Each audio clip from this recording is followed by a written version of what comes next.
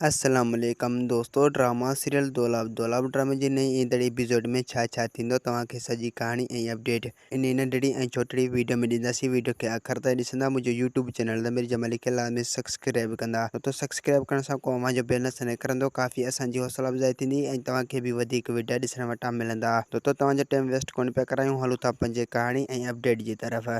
तो मुराद जी घरवारी मुराद जी भेण खे चवंदो त असां हिते बंगले में वेठा आहियूं, पोइ बि सुकून कोन थो अचे। पंहिंजे घर में त केॾो सुकून आहे। गुलपरी चवंदो त भाॼाई फ़ैसिलो आहे, अलाह करे त अॼु ठाह थी वेंदो। ऐं ॿिए पासे रेस शाह निवाज़ सोडल खे धमकाईंदो त उन ॾींहुं तुंहिंजो पीउ इहो रेस मंसूर किथे हो, जंहिं ॾींहुं उन जा माण्हू पुलिस खणी वियो हो। तूं चई हा न रेस मंसूर खे त तोखे तुंहिंजा हमरा छॾाए ॾे हा।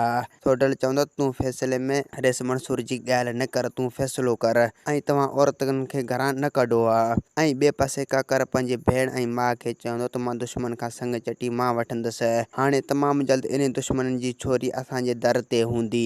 ऐं ॿिए पासे मुराद जी फैमिली परेशान हूंदी ऐं अम्मा साण बि परेशान हूंदी। गुलपरी चवंदो त अधा पीरियल बि नाहे आयो जो हू असांखे फ़ैसिले जी ख़बर ॾे हा। अम्मा साण चवंदो त जेसीं ताईं को न को तव्हांजो माण्हू अची वेंदो। मुराद जी घरवारी चवंदो त जेसीं ताईं असां ख़ैर जी ख़बर न ॿुधंदासीं जेसीं ताईं असांजी दिलि खे सुकून न मिलंदो।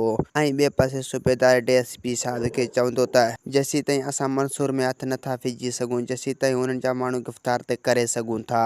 तो असांखे ॾींदा हाणे इजाज़त, वरी तव्हां सां मिलंदासीं के नई ईंदड़ वीडियो में। जेसीं ताईं पंहिंजो ख़्यालु रखंदा। ख़ुदा हाफ़िज़।